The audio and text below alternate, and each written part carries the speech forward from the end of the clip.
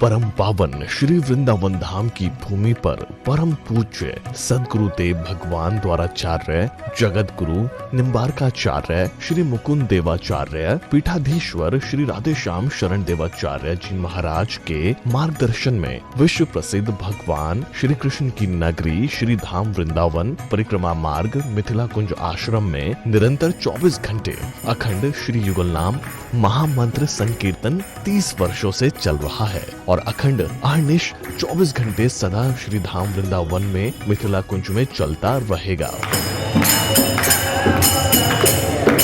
आज विश्व भर में अनेकों मंदिर हैं, किंतु भागवत का कोई मंदिर नहीं है। तब हमारे पूज्य गुरुदेव के भजन संकल्प से ये भाव जागा कि श्री धाम वृंदावन में एक अलौकिक भागवत मंदिर बने, जिसमें वृंदावन आने वाले सभी भक्तगण एक साथ संपूर्ण भागवत श्लोक का दर्शन कर सकें। सदगुरुदेव के इस भाव को साक्षात करने के लिए विश्व में प्रथम बार श्री धाम वृंदावन मिथिला कुंज आश्रम में श्रीमद् भागवत महापुराण के 18,000 श्लोक शिलालेख लिखित भव्य दिव्य श्रीमद् भागवत महापुराण मंदिर बनने जा रहा है। आप सब भी इस दिव्य भागवत मंदिर में अपना तन मन धन से सहयोग कर श्री धाम वृंदावन में अक्षय पुण्य प्राप्त करें। एक श्लोक शिलालेख की सेवा राशि मात्र 5100 रुपए है, जिसमें आपके नाम से एक श्लोक शिलालेख पर लिखा जाएगा। इसी प्रकार से आप 2 श्लोक की दान राशि 11,000 रुपए, 5 श्लोक की दान राशि 25,000 रुपए, 11 श्लोक की दान राशि 51,000 रुपए और 21 श्लोक की राशि है 1,01,000 रुपए देकर अनंत पुण्य के भागी बन सकते हैं। कहा गया है कलयुग केवल नाम आधारा। हम सब भी श्री धाम वृंदावन में अपने नाम से या अपने पूर्वजों के नाम से या घर में समस्त विघ्न बाधाओं को दूर करने के लिए श्री धाम वृंदावन में अखंड संकीर्तन कराने का अलौकिक पुण्य प्राप्त कर सकते हैं। साथ ही आपके द्वारा प्रदान किया गया सेवा राशि से हरि नाम संकीर्तन के साथ साथ संतों का भोजन एवं गौ माता के लिए गौग्रास समर्पित किया जाएगा। आप निम्न राशि प्रदान कर सदस्यता ग्रहण कर सकते हैं। एक दिन का संकीर्तन राशि मात्र 1,500 रुपए, एक माह का संकीर्तन राशि मात्र 15,000 रुपए, 12 माह की संकीर्तन राशि मात्र 21,000 रुपए से आपके नाम से निरंतर अखंड श्री युगल नाम हरि नाम संकीर्तन के साथ साथ साल के 12 माह में 12 दिन 12 संतों का भोजन गौग्रास आदि सेवाएं आपके मरणोपरांत भी चलते रहेंगे।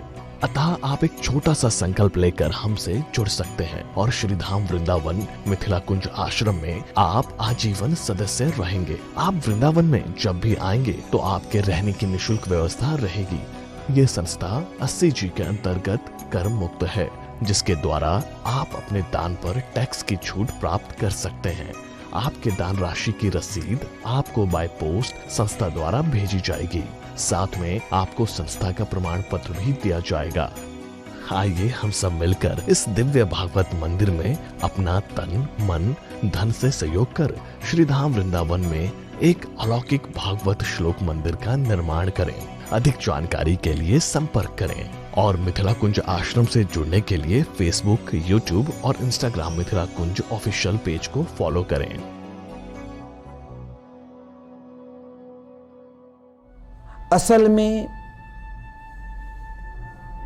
संत भजन के प्रताप से आपके हृदय को भाव को समझ जाते हैं। व्यास जी ने भजन के प्रताप से और कलयुग में धर्म के साथ किस प्रकार लोग खिलवाड़ा करने लग जाएंगे, मजाक उड़ाएंगे।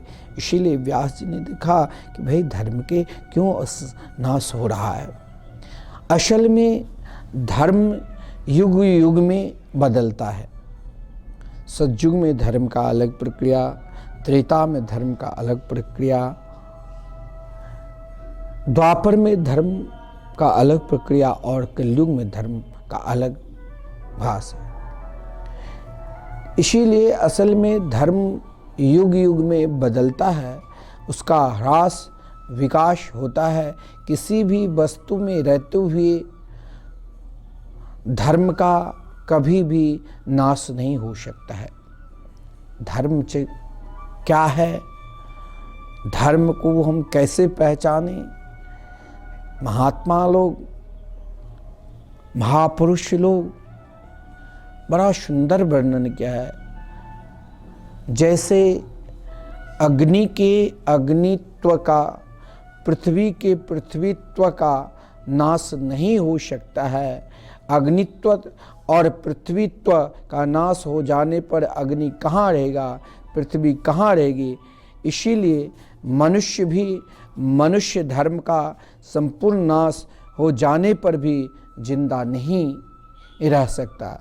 इसीलिए धर्म का ह्रास भले हो जाए, धर्म का ह्रास भले हो जाए, बहुत लोग कहते हैं अब अधर्मी बहुत हो गए, धर्म है ही नहीं, नहीं ऐसा नहीं। उसके बीज का कभी, धर्म के बीज का कभी नाश होता ही नहीं। धर्म सदा रहेगा, सनातन धर्म सदा रहेगा। उनके बीज का नाश करने की ताकत आज तक किसी ने जन्म भी नहीं लिया है। इसी से तो धर्म को सनातन धर्म कहा गया है। धर्म को सनातन कहकर उसका अभिप्राय प्रकट करते हैं कि चाहे महान से महान अधर्मी, महान से महान पापी ये कहे कि धर्म नहीं है, अरे महाराज तुम चाहे धर्म को कितना भी कुछ ह्रास भले हो जाए, परंतु उनका बीज, सनातन धर्म का बीज हर हमेशा अंकुश करते हैं। वृक्ष को काट दो लेकिन फिर भी उससे महाराज अंकुर निकलते ही है। व्यास जी ने देखा कि युग का प्रभाव सामने आ गया है और भौतिक वस्तुओं की शक्ति का ह्रास हो गया है। लोग केवल अपने पेट भरने में, खाने पीने में, मौज मस्ती में ही लगा है। भगवत नाम से सदा दूर हो रहे हैं। उनके जीवन में भगवान नाम के प्रति तनिक विश्वास नहीं हो रहा है, तनिक श्रद्धा ही नहीं है। व्यास जी ने ये देखकर यह अवस्था आज भी है। पहले आप देखना, बहुत लोग कहते हैं पहले ये होता था, पहले वृक्ष 50 बरस, 100 बरस, 500 बरस तक फल देते थे। लेकिन अब वृक्ष, हमारे यहाँ मिथिला में आम के फसल बहुत होते हैं। पुराने वृक्ष पहले बड़े बुर्ज बोलते हैं कि 100-200 वर्ष की है, लेकिन उसमें आम का फसल इतना होता था कि सब एक वृक्ष से पूरे घर के परिवार आम खाते और अपने परिवारों को जहाँ उनके रिश्तेदार है वहाँ भेजते। आज हजारों आम के वृक्ष लगाते हैं, लेकिन वो बस 15-20 बरस में ही समाप्त हो जाते हैं। फल आता भी है तो छोटा छोटा, अपने जो आप बढ़िया फल लगाओगे वो फिर 15-20 वर्ष के छोटा, कुछ दिन का उसमें विकार कीड़ा आ जाता है। चाहे उनकी कितनी भी आप उन वृक्ष की सेवा करो, कितनी भी खाद डालो, वे बड़े बड़े फल तो दे देते हैं लेकिन थोड़े देंगे। दिन के बाद नष्ट हो जाते हैं। महाराज कुछ ऐसा भी पुष्प है, दिन में तो खिलेंगे, रात में मुरझा जाते हैं। व्यास जी ने देखा कि आगे कलिकाल को देखकर व्यास जी ने सोचा कोई ऐसा कार्य करूं जो समस्त प्राणी भगवान से जुड़े, भगवान को हो जाए। तो व्यास जी ने वेद को 4 भाग में किया, ऋग्वेद, सामवेद, यजुर्वेद, अथर्ववेद। परंतु वेद का सही अधिकारी आप चाहे वेद सब पढ़ लो, लेकिन वेद के ज्ञाता तो वही वैदिक है जिसने त्रिकाल संध्या करते हैं, जिसके ऊपर उनकी परंपरा की आचार्य की हो और जो उनकी परंपरा में वैदिक रहे हो। सभी को वहाँ प्रवेश भी नहीं मिलता है, और प्रवेश मिलने पर सही अर्थ भी नहीं समझ पाते हैं, जो अर्थ को कभी कभी अनर्थ भी कर लेते हैं। क्योंकि वेद पढ़ने से उदात्त अनुदात स्वरों का, उनकी अनुपूर्विका का अध्ययन तो गुरु परंपरा से करे तब ही वेद को सही समझ पाएगा, अन्यथा वेद को सही दिशा में वो नहीं ले जा पाएगा। व्यास जी ने वेद को 4 भाग में किया, परंतु देखा कि महाराज इनकी अधिकारी शब्द नहीं हो सकते। और संत तो यही चाहते हैं। मैंने कहा संत आपको टेढ़ा मार्ग नहीं बता देंगे, ये टेढ़ा मार्ग बताने का काम तांत्रिकों का है। जो गुरु विमुखी है उनका है, जो स्वयं अपने आप को ही भगवान मानने लग जाते हैं, स्वयं उनके घर परिवार स्वयं विषय में रत है और महाराज संत का चोला पहन रखे हैं। जो गुरु मुखी है वो आपको टेढ़ा मार्ग नहीं, जो आचार्य परंपरा से दीक्षित है, जो 4 संप्रदाय से दीक्षित है, वो आपको टेढ़ा मार्ग नहीं बताएंगे, वो तो आपको सुगम मार्ग बता देंगे, जिस मार्ग से आपको परमात्मा मिले, जिस मार्ग से आप परमात्मा के निकट जल्दी पहुंचे। यही संत का कार्य है। व्यास जी ने कहा वेद तो आदरण धर्म का स्वरूप है, लेकिन कभी कभी कुछ अधर्मी भी धर्म के आड़ में धर्म के साथ खिलवाड़ करने लग जाते हैं। व्यास जी ने कहा कि कहीं इसका फायदा भी कुछ अधर्मी न उठा ले, इसीलिए सब भगवान ऐसा सुगम सरल मार्ग बता दूं कि हर व्यक्ति उस मार्ग पर जाकर देखिए। श्री सीताराम राधे श्याम, आप जहाँ हर परिस्थिति में, हर स्थिति में खाते बैठे सोते उठते जागते हर हमेशा भगवान के नाम ले सकते हैं। और व्यास जी यही चाहते थे कि प्राणी मात्र सब भगवान के नाम से जुड़े, भागवत भगवान से जुड़े, भगवान नाम से जुड़े। जिस कारण व्यास जी ने सोचा कि इससे और कुछ और सोचता हूँ। फिर महाभारत का निर्माण किया। महाभारत शब्द का अर्थ है कि महाराज इति भारतमख्यानम कृपया मुनिना कृतम। भागवत वर्णन है, व्यास जी ने महाभारत की रचना की। फिर भी महाभारत की रचना करने के बाद भी उनके हृदय में संतोष नहीं हुआ, तो फिर वे मन ही मन सोचने लगे कि अब क्या करें। मैंने तो वेद अगेन गुरु शिव की सेवा की, उनकी आज्ञा पालन भी किया, और महाभारत के द्वारा वेदार्थ दर्शन कराया, जिससे और विद्वान लोग भी अपने धर्म को समझ सकते हैं। महाभारत आप जब अध्ययन करोगे तो महाराज चाहे अगर धर्म में प्रवेश करना है, आप विद्वान भी नहीं हैं, तो भी आप महाभारत का अध्ययन करोगे तो उसमें सदाचार, हमें किस प्रकार सदाचार से रहना चाहिए, किस प्रकार अपने घर परिवार में व्यवहार करना चाहिए, बहुत महाराज जीवन को बदल सकता है। जो विद्वान नहीं है वो भी अगर महाभारत को अध्ययन करे तो उनका जीवन बदल सकता है। क्योंकि और विद्वान लोग भी अपने धर्म को समझ सकते हैं, वही महाभारत। परंतु व्यास जी के मन में संतोष नहीं हुआ। एक भाव है, मनु जी ने कहा, जब तक आत्म की तुष्टि न हो, आत्मग्लानि बनी, तब तक आत्मग्लानि बनी रहे। और जब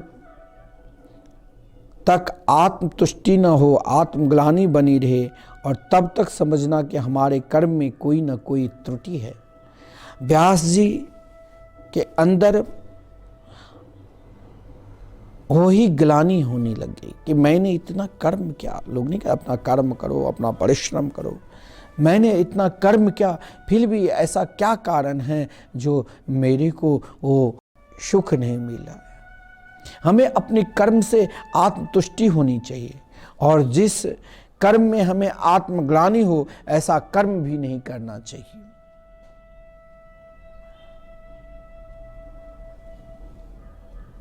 व्यास जी ने सोचा, करूं तो करूं क्या। महाराज व्यास जी 17 पुराणों की भी रचना कर दी, तब भी आत्मग्लानि हो रही। मन में असंतोष, मन उदास। व्यास जी को लगा कि मैंने जिस सुगम मार्ग को अपनाना चाहता, और इन मार्ग में सभी प्राणी सुगम मार्ग से जाए, वो लगता है ऐसा भागवत धर्म का निरूपण मैंने अभी तक नहीं किया है। जिस धर्म से प्राणी भगवान से जुड़े, ऐसा मैं कोई कार्य करूं, लेकिन मेरे को लगता अभी तक नहीं किया है। अज्ञानी का यही लक्षण है, जो दूसरे के ऊपर अवगुण ढूंढता है। ज्ञानी का यही लक्षण है, जो अपने आत्मचिंतन करता है। आत्मचिंतन वही कर सकता है जब कृपा भई, तब जानिए जब देखे आपन दोष। जब भगवान की कृपा होगी, तब ही अपना दोष का अनुभव होता है, अन्यथा नहीं। परमात्मा की कृपा ही होगी, तब ही अपना दोष दिखाई देता है। व्यास जी ने सोचा, मैंने तो प्राणी मात्र को जोड़ने के लिए बहुत कर्म किया, परंतु इस कर्म से वो सीधे भगवान के निकट नहीं पहुंच सकते हैं। इसके लिए तो उन्हें बहुत विद्वान की ज़रूरत है, और मैं तो चाहता हूँ सर्वसाधारण भगवान के निकट पहुँचे। ऐसा कोई भागवत धर्म की अब मैं निरूपण करूँ। व्यास जी भगवत भजन करते हुए, जीवन में जब दुख आवे, जीवन में जब चिंता होने लग जाए, उस समय घबराओ नहीं। उस समय मात्र एक ही नाम का आश्रय लो, राधे कृष्ण कृष्ण कृष्ण राधे राधे, राधे श्याम श्याम श्याम राधे राधे। केवल एकमात्र भगवान के नाम का, चरणारविंद का आश्रय ले लो। नाम में ही आपको नामी तक मिला सकते हैं। व्यास जी इस चिंता में निगम थे कि मैंने भगवान की लीला की अभी तक लगता है चिंतन नहीं किया, और ज्यों ही भगवान का भजन स्मरण किया, उसी समय देवर्षि नारद जी उनके सामने प्रकट हो गए। देवर्षि नारद जी भी संत, और भगवान के 24 अवतारों में श्री देवर्षि नारद जी हम सभी के संप्रदाय के, निम्बार संप्रदाय के आचार्य श्री देवर्षि नारद जी। देवर्षि नारद जी जब व्यास जी के सामने प्रकट हो गए, भागवत में कृष्णस्य नारदो भ्या गदाश्रमम प्रागुदाहृतम। देखिए, कभी कभी इस भाव को आप अपने जीवन में उतारिए। मैंने आपसे कहा, जीवन जब अधिक लगे कि हम बहुत परेशान हो चुके, अब मैं अपनी परेशानी, दुख यदि सामने वाले को बताऊं जिसे आज तक मैंने बताया है नहीं, तो कहीं वो समाधान नहीं करके और दुख पैदा कर दे या मजाक करने लग जाए।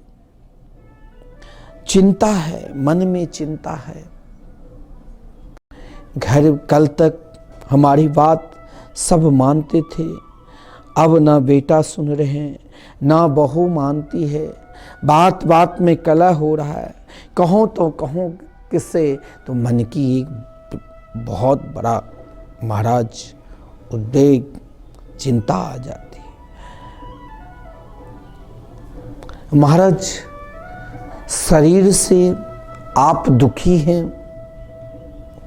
लेकिन इन दुख को हम बार बार कष्ट सहन करते हैं, औषधि लेते हैं, परंतु एक बात ध्यान देना कि अगर हम शरीर से भी दुखी हैं, तो उन अवस्था में भी हम भगवान के नाम का चरणारविंद के आश्रय ले लिया तो शरीर के समस्त व्याधि दूर हो जाएंगे। हमें धन की कामना है, तो इसके लिए भी स्वयं देवर्षि नारद जी ने ध्रुव जी से क्या कहा था? आप सत्संग करते हो तो सत्संग के माध्यम से जरूर सुनते होंगे। भागवत महिमा में बड़ा विलक्षण वर्णन है। धर्मार्थ काम मोक्षाख्यम या इच्छे श्रेय आत्मना एकमेवा हरिस्तत्र कारणम पाद सेवनम। जीवन में दुख कहीं से भी आवे, चिंता कहीं से भी आवे, तो उस समय भाई घबराओ नहीं। उस समय एकमात्र भगवान के स्मरण करने लग जाओ, और जब भगवान के स्मरण करोगे भाई, तो जरूर प्रभु कृपा करेंगे। उस समय प्रभु सही में आपको फिर संत को ढूंढने की जरूरत नहीं। जब आप स्वयं भगवान नाम के चरणारविंद के आश्रय ले लोगे, आश्रित हो जाओगे, तो स्वयं भगवान अपने परम प्रिय संत को भेज देंगे। कभी संत से मिलने भी संत आते हैं। इधर कृष्ण से नारदो भ्या गदाश्रमम प्रागुदाहृतम। जिस समय व्यास जी चिंता में निगम थे, उन चिंता को भगवान की चरणारविंद में पूर्ण रूप से समर्पित कर चिंतन करने लग गए और भगवान का नाम का स्मरण करने लग गए। मैं इसीलिए आप सभी से कहता हूं कि जीवन में चिंता को त्यागना है तो एकमात्र भगवान के नाम का स्मरण करो, और नहीं समय है तो श्रीधाम वृंदावन में जो निरंतर 24 घंटे अहर्निशम लगातार 30 वर्षों से चल रहे संकीर्तन चल रहे हैं और सदा चलते रहेंगे। इन संकीर्तन आप एक दिन के लिए जो टीवी स्क्रीन पर एक दिन के संकीर्तन की सेवा, एक माह की संकीर्तन की सेवा, और आप अपने लिए कुछ करके जाओ। बैंक में जैसे आपने एफडी किया तो सोचता है कि बुढ़ा अवस्था, लेकिन बुढ़ा अवस्था के बाद और जो अंतिम अवस्था आएगी जहां आप भगवान के निकट जाओगे, वहां भगवान आपसे पूछेंगे कि मैंने तुम्हें इन मानव शरीर दिया, तूने मेरे लिए क्या क्या, क्या तुमने कभी मेरे नाम का स्मरण किया, कभी तूने मेरे रूप को निहारा? तो उस समय आप याद करोगे। तो इसीलिए श्रीधाम वृंदावन में संकीर्तन चल रहे हैं, इस संकीर्तन में अपना सहयोग करो। श्रीमद् भागवत महापुराण के 18,000 श्लोक जो शिलालेख सहित आप दर्शन करोगे श्री वृंदावन धाम में, उन एक श्लोक का आप अपना मन बनाकर दान करो। लेकिन इन सब का एक ही भाव है कि हमें हमारे ऊपर संत की कृपा होनी चाहिए। जीवन में जब दुख आवे तो भगवान का स्मरण करो, और जब स्मरण करोगे तो स्वयं संत कृपा करेंगे। नाम जापक संत की दर्शन स्वयं आपको मिल जाएंगे। क्यों? शिष्य को गुरु जी के पास नहीं जाना पड़ा, स्वयं गुरु शिष्य के पास आ गया। आज व्यास जी के निकट स्वयं देवर्षि नारद जी आ गए। सद्गुरु आ गए। अब अधिकारी पुरुष को आवश्यकता होती है, तब अंतरिक्ष में विचरण करने वाले भगवत संकल्प स्वयं मूर्तिमान होकर उनके समक्ष आ जाता है। जब आप पूर्ण रूप से अधिकारी हो जाओगे तो फिर उन अधिकारी के जो स्वरूप संत है, आप स्वयं आपके निकट आ जाएंगे। नारद जी को सामने देखकर व्यास जी ने उठकर खड़े हुए और उठकर खड़े होने पर महाराज क्या सम्मान, क्या आजकल ये मठ है, मंदिर है, जिनकी स्थापना आचार्य परंपरा से सदा चली आ रही है, उन पद पे गुरु परंपरा होता है। हम गुरुदेव के शिष्य हैं, हमारी निष्ठा केवल उन स्थान में है, केवल गुरुदेव के प्रति, उनके द्वारा जो भगवान के सुंदर महल बना है, भगवान के सुंदर मंदिर है, और उस आश्रम पे जिसे उन गद्दी पर आश्रय बैठाया है, अब तुम यहाँ दास बनकर संभालो। अगर आपकी निष्ठा उनके प्रति नहीं है, यह भी एक अपराध है। क्योंकि हमें क्योंकि देवर्षि नारद जी संत तो व्यास जी भी संत। देवर्षि नारद जी अगर भगवान के 24 अवतारों में नाम है तो व्यास जी के भी। फिर भी व्यास जी ने देखकर आप उन व्यक्ति विशेष की नहीं, आप अपने गुरु गद्दी को उसी प्रकार मानो जिस प्रकार आप भगवान की सेवा करते हो, अपने सद्गुरु की सेवा करते हो। ये न सोचो ये तो हमसे छोटा है, क्या बड़ा है, ये सोचने पर भी आप अपराध करते हो। और इन अपराध से ही बचने के लिए जब तक आप संत के चरणार विंद के आश्रय नहीं लोगे, जब तक आप धाम के आश्रय नहीं लोगे, जब तक रसिक संतों के निकट जाकर उनकी वाणी का आश्रय नहीं लोगे, तब तक आपको इनकी महिमा समझ में नहीं आएगा। व्यास जी ने जब देखा तो महाराज सामने उठकर खड़े हो गए और उन्होंने विधिवत पूजा की। देवर्षि नारद जी को लिखा है भागवत, पूजयामास विधिवन नारदम सुरपूजितम। जीवन में एक श्रद्धा, एक पूजा को आप कोई ऐसा नहीं कि भाई हाथ में जल लिया, अक्षत लिया, पंडित जी ने कहा छोड़ दिया, उन्हें विधिवत करना चाहिए। विधिवत पूजा का अर्थ केवल आप चाहोगे कि भाई पंडित जी ने रोली मोली चंदन लगा दिया और माला पहना दिया, हो गया विधिवत पूजा, नहीं। जो सामर्थ्यानुसार आपके अंदर भगवान ने दिया है, भाव है, तो षोडोपचार से हो, अष्टादशोपचार से हो, या राजोपचार से हो, अथवा महाराजोपचार से हो, जैसा देश काल और आतिथ्य होता उसी अनुसार विधिवत श्रद्धा के साथ पूजा होती है। देवर्षि नारद जी ने व्यास जी को श्रद्धा के साथ